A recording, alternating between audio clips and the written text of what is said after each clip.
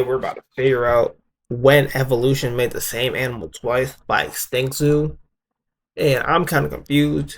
So I got my glasses on because we gonna get real educational today.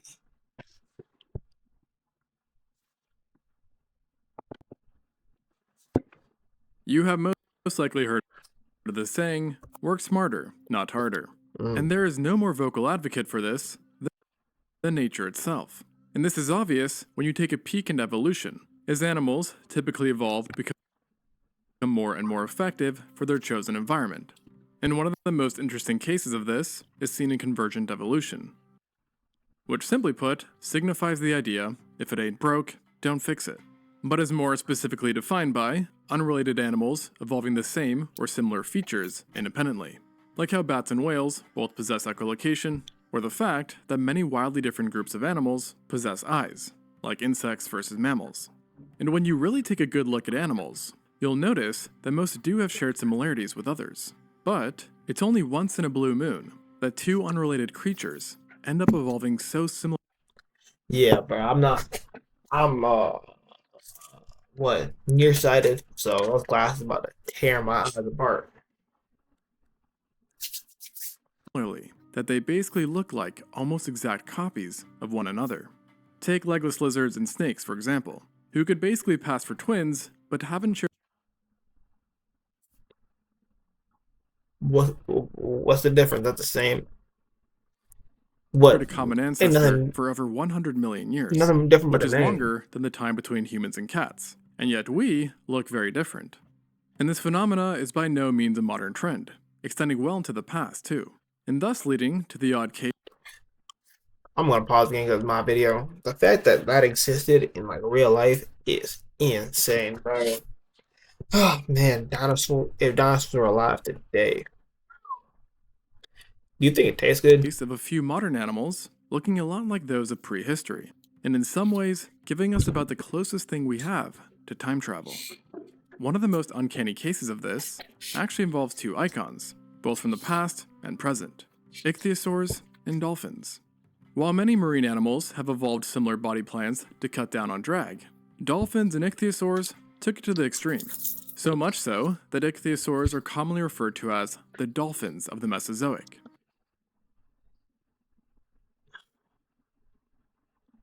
But wouldn't that just be their ancestor? Hold on, I'm lost. Despite being reptilian. And the two shared over 20 odd features, which, in conjunction to general body shape, included finger bones, elongated front Hmm? skulls, short necks, live births, They have smooth fingers. skin, and likely similar coloring, with their top sides being darker while the bottom was lighter.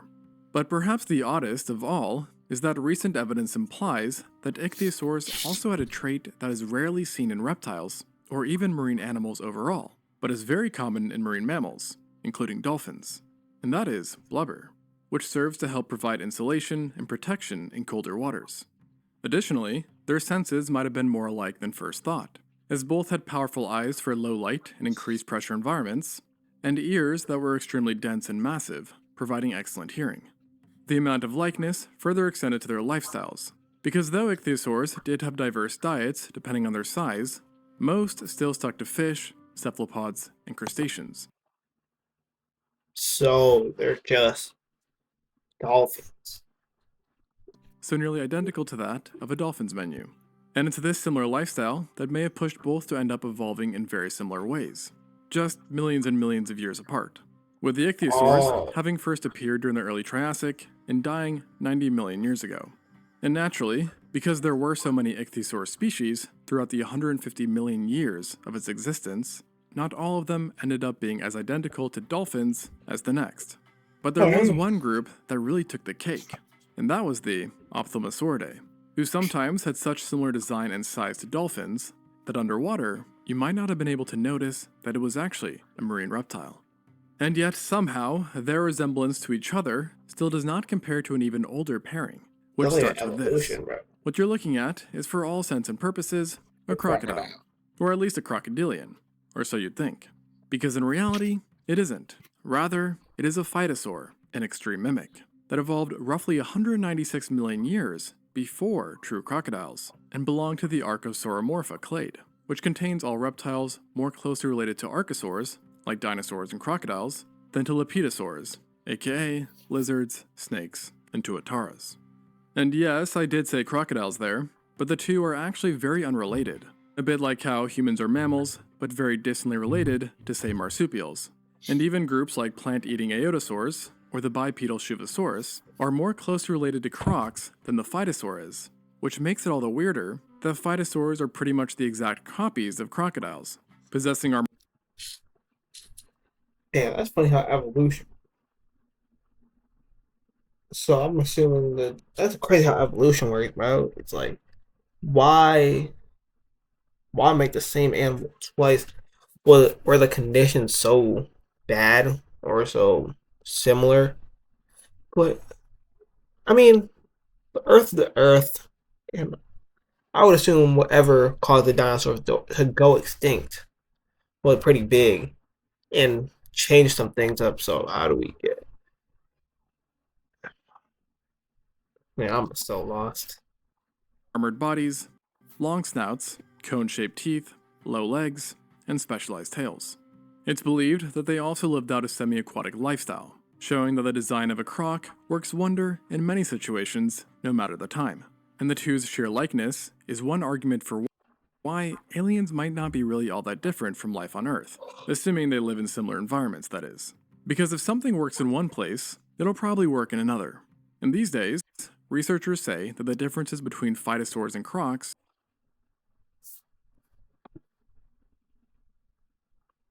were only minor, with most contrasting features not even being external, as phytosaurs had slightly more primitive ankle bones, denser and more extensive armor, and a lack of a secondary palate, which lets crocs breathe even with water in their mouths. Mm. Although it is possible that they actually had fleshy palates that just did not fossilize. And on the outside, the biggest difference between the two was that phytosaurs had nostrils near or above the level of their eyes. So in other words, basically no difference at all.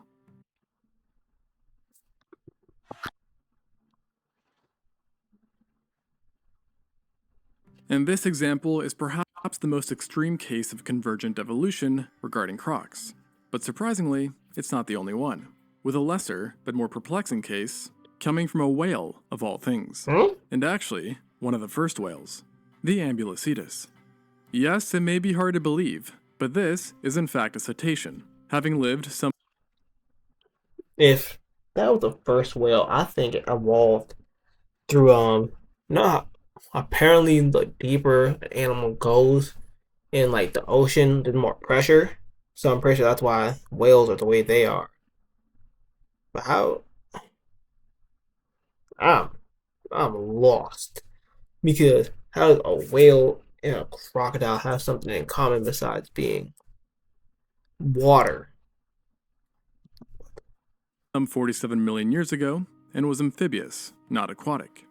It represented a transitional point in whale evolution, and was in some ways closer to crocs than its eventual descendants, with researchers believing it behaved a lot like modern crocodiles, wading close to the water's surface in order to ambush large animals, using strong, large jaws to drown or thrash prey into pieces. Furthermore, like crocs, its eyes were situated on the top of its head, allowing it to peek above water, and it had a nasal cavity with bony walls that helped to keep its airways open while killing prey, much like a croc. I mean, honestly, minus the fur and some other differences, this was essentially the mammal's version of A a croc. platypus. And funnily enough, in another twinsy situation, crocs also then had their own whale, the Stomatosuchus.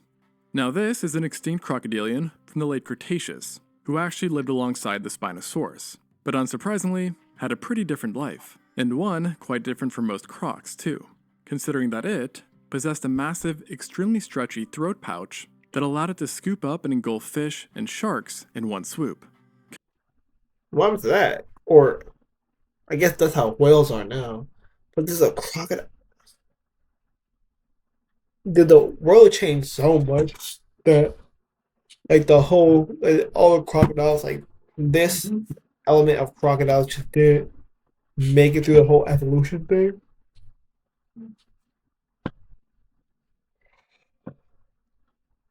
Sorry, the way I'm looking at it is how did crocodiles manage to become both land and water creatures if this was their, let's say, peak form before they evolved. I'm so lost, bro. What? Kind of similar to how certain baleen whales, and pelicans for that matter, feed today. With the biggest difference being that instead of having baleen or a toothless beak, the Stomatosuchus had many tiny teeth that interlocked when biting down, forming a biological zipper of sorts, and Damn. ensuring that any animal inside its mouth was doomed. These And little size also Pokemon. drew from whales, it seems, as adults regularly reached 10 meters or 33 feet long, making it one of the biggest animals you could find in the water at the time. But sadly, as far as we know, this bizarre creature did not stick around for long, and thus Yeah.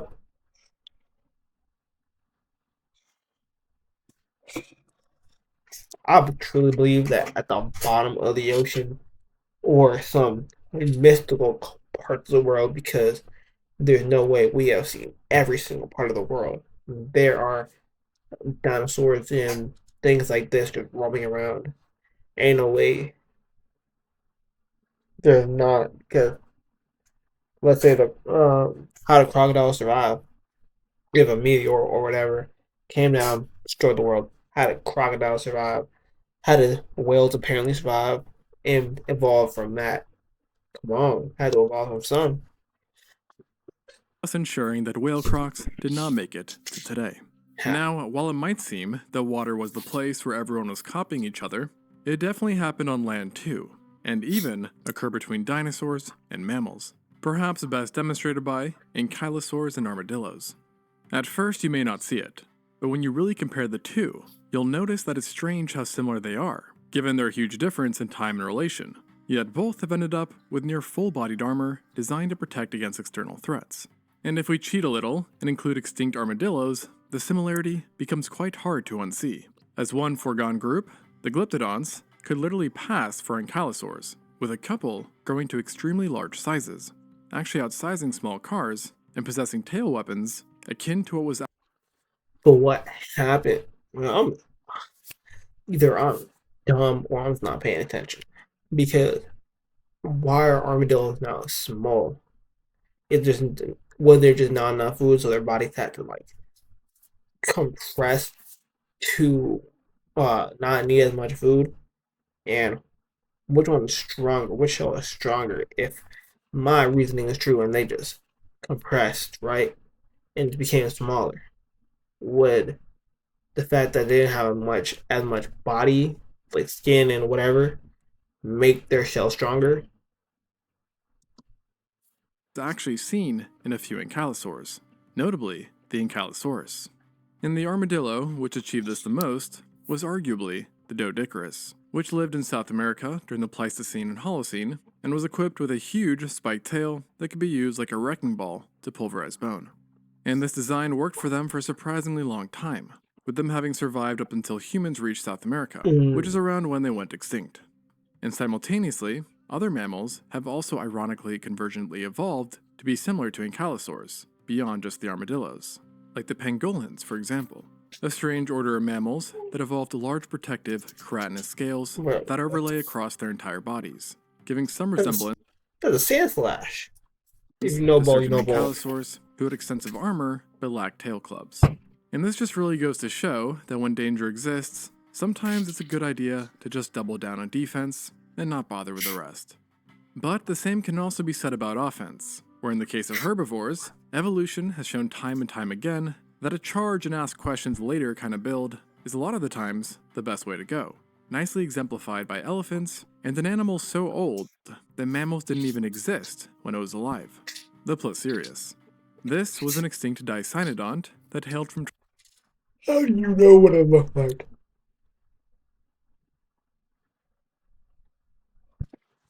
Ain't no way technology is that good to where you just get a bunch of bones or a bunch of footprints and you can just discover what a dinosaur looked like. I don't believe that. That's the one thing I just can't believe. We're just making up what they look like for real. Like they could have had what extra skin on their head or something. I don't know, but it's a weird. Um, yeah.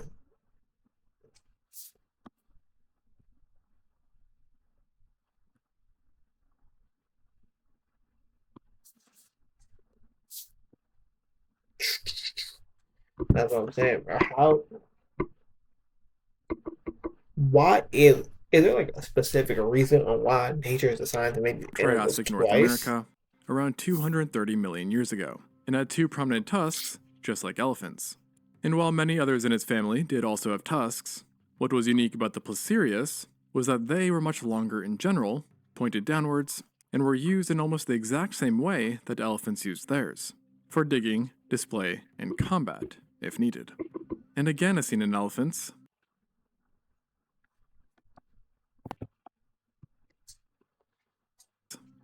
Placerias also demonstrated sexual dimorphism with its tusk size, with males often having longer, more visible ones, while they were reduced in females. Additionally, they, or rather elephants, followed in their footsteps because while Placerias wasn't nearly as big as an elephant, with matured individuals only weighing about 1.1 tons, it still made them the largest herbivores of their times, just like how proboscideans are today. But what's funny is that this size is actually more similar to a hippo's weight, with whom researchers also think it shares convergent traits. So it was kind of like a strange elephant-hippo hybrid, and it may have spent much of its life slinking around in shallow waters and along banks. I don't know, bro. The thing I'm liking about these videos is when I watch these videos is scientists just be doing anything, bro. They just be in the lab like, bro, it'd be cool if there was like an elephant and hippo hybrid. Like, no way these were real. Like, how do you know? You feel me? Like, there's not. I'm pretty sure not all their bones survive this long to where you can just. This guy making the video has all this information concerning animals that died 25 million plus years ago. Eating vegetation, and sharing a few hippo-like features, including a powerful neck, strong legs, and a How do you know barrel-shaped what it body. looked like? This makes it all the more coincidental that some prehistoric elephants also looked a little bit like hippos too, such as the Platybelodon, despite hippos being more closely related to whales than their trunked contemporaries. Now, another instance that very much proves that charging just works is actually seen in a neighbor of hippos and elephants, the rhinoceros. These guys first evolved in Asia before spreading out across much of the world, partially thanks to them getting versatile centered horns that jut upwards. How, bro? I'm tripping. How is that? That's the last one I'm probably gonna look at, bro. Because this is confusing me. Because from this, they were uh, apparently. If you can't see it, I'm looking at a whole bunch of donkeys, pretty much. So where did the horn just develop from? So weird. And allow them to dish out some pretty immense damage, especially when coupled with their enormous size. And unsurprisingly, we see throughout history quite a few animals develop this design as well, specifically being large and having upward tusks, like ceratopsids, Triceratops. whose horns were also centered and were used as a means of deterrence, defense, and display. Yet the weirdest similarity with rhinos didn't come from dinosaurs, but another mammal, Damn, they about the to pull each other trigodon. out of that. What's really strange about this creature is that not only did it have a short frontal horn on the top of its head, but it was also highly rhino-shaped, with the two sharing very similar body structures and proportions. So much so, in fact, that before a horn was even discovered, just based on its skeletal structure alone, some paleontologists believed that the trigodon was actually a species of rhino. However, interestingly enough, not only was it not a rhino, but it also Bro, lived I with thought that was Starro from the Justice League. Oh my the god, I rhinos was never tripping. I actually thought they were talking appeared about in South aliens. America, meaning that in a totally rhinoless place, this creature evolved to be nearly identical, and at the same time that rhinos were already alive, as it evolved only some 11 million years ago or so, and persisted to just about 4 million years ago. And like the rhinos, it is presumed to have used a horn in a very similar way, although it did live in a quite Should different develop the environment horn that though. was both extremely wet and littered with rivers and lakes, as it inhabited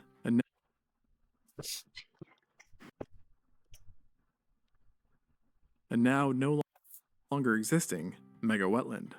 Funnily enough, while its closest living relatives happens to be a group that includes rhinos, the two are ultimately not that related, as after all, the group to which it belongs to, the Noto ungulata, is literally in extinct order, so taxonomically, quite out there. But that being said, Noto ungulata did happen to exist for over 60 million years, and as such, there have been over 150 genera belonging to this group. So it may not be surprising that rhinos are not the only animals they've come to look alike, with a more striking example being rabbits, as seen with the Pachyrucos. It's honestly unbelievable that this Eocene-dated animal was not a rabbit, and yet it surely was a Noto ungulata, just like the Trigodon, meaning it was closer to zebras than our hopping friends, although its skeletal structure does suggest that it could hop if it wanted to.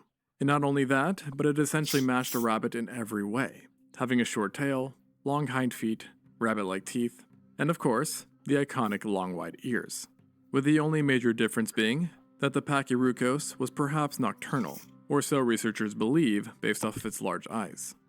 Now, them being an almost one-for-one copy is likely the result of its lifestyle, and the fact that it lived in very similar environments to rabbits, which again really shows how if something works, you can expect it to manifest again and again in nature. I mean, just look at the marsupials, who are also known to mimic placental mammals, despite their last common ancestor being over 140 million years ago. Even the most iconic extinct marsupial, the thylacine, was guilty of this, bearing a striking resemblance to canines, especially wolves and dingoes, with which it shared a very similar skull that to most people are not able to distinguish between them. The teeth and body were also very similar, and from a general anatomical sense, the thylacine is much closer to canines than other Australian marsupials, even though genetically, it's way closer to a wombat or kangaroo than any canid, and evolved this appearance completely independently, with the last ancestor between it and canids being dated all the way to the Jurassic. The sheer coincidence of this convergent evolution is further emphasized when you consider that we ourselves are more related to a dingo than it is to a thylacine.